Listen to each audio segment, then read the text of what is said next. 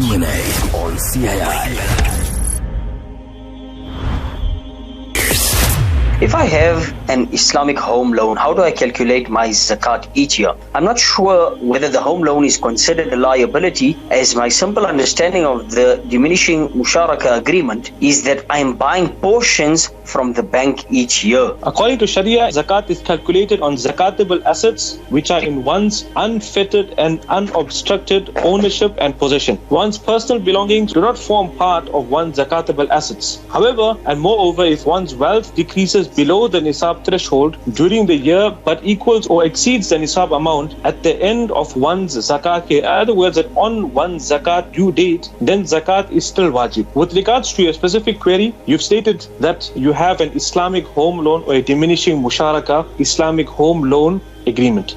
Since you have purchased your home via a diminishing musharaka or a diminishing home equity rental agreement, then you and the bank are equity shareholders in the home. You then unilaterally promise to purchase the bank's units over a term. You will hence only pay zakat on the current outstanding liability, since you have not incurred the full liability based on the general understanding that you have not contracted to purchase the bank's units over the term. Rather, you have provided a non-legally binding promise, or what is termed as a wa'ad. The liability incurred refers to the immediate outstanding liability for the latest outstanding equity unit purchase and the pro rata rental charged by the bank. Moreover, if your contractual engagement with the Islamic financial institution entails on-account payments, in other words, that where your funds are locked in an escrow account or in a custody account, then you will not calculate with zakat on such funds, since the funds are not immediately accessible to you and therefore zakat is not due. If it is only an ijara or a murabaha home purchase plan,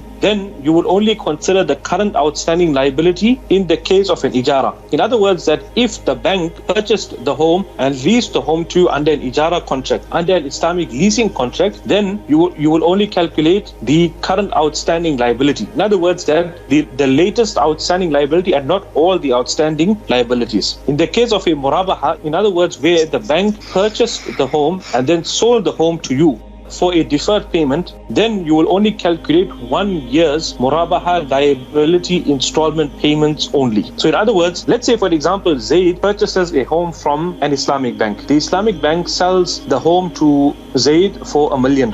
The first year liability is 100,000 rand. Zaid will not calculate the full outstanding liability of say R1 million or 1.2 million rand, considering the potential markup of the Islamic bank. So Zaid will only consider 1 year of the liability and not the total outstanding liability. Q&A on CII.